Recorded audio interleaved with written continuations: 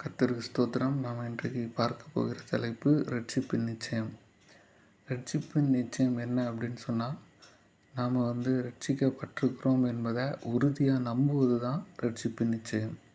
இந்த ரட்சிப்பின் நிச்சயத்தை நம்முடைய வாழ்க்கையில் நம்ம கட்டாயம் ஆண்டவரிடத்திலிருந்து கேட்டு பெற்றுக்கொள்ள வேண்டும்.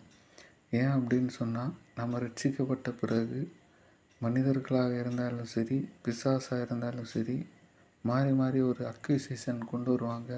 என்ன அப்படின்னு சொன்னால், நீ ரட்சிக்கப்படலை, நீ உன்னுடைய வாழ்க்கை பழைய மாதிரி தான் இருக்குது அப்படின்னு சொல்லிட்டு.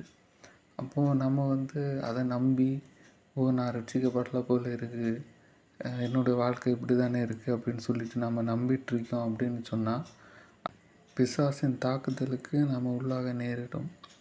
ஏன் அப்படின்னு சொன்னால், இந்த ரட்சிப்பின் நிச்சயம் ஆவிக்குரிய யுத்தம் அப்படின்னு சொல்லுகிற ஒரு தலைப்பில் நாம் பார்க்க முடியும். எபேசியர் 6வது அதிகாரத்தில். அப்போது ஆண்டவர் அநேக அணிகலன்கள் கொடுத்துருப்பாங்க.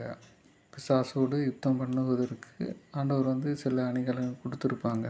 அதில் ஒன்று என்ன அப்படின்னு சொன்னால் ஹெல்மெட்.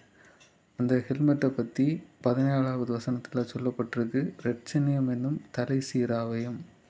இதுதான் அந்த ரட்சிப்பின் நிச்சயம். அப்போ இந்த ரட்சிப்பின் நிச்சயம் இல்லை அப்படின்னு சொன்னால், அந்த ஹெல்மெட் இல்லைன்னா பிசாஸ் நம்முடைய தலையில் அடிப்பதற்கு ஏதுவாக இருக்கும். அப்போ அந்த ஹெல்மெட்டை நாம் இழந்து போயிடுவோம்.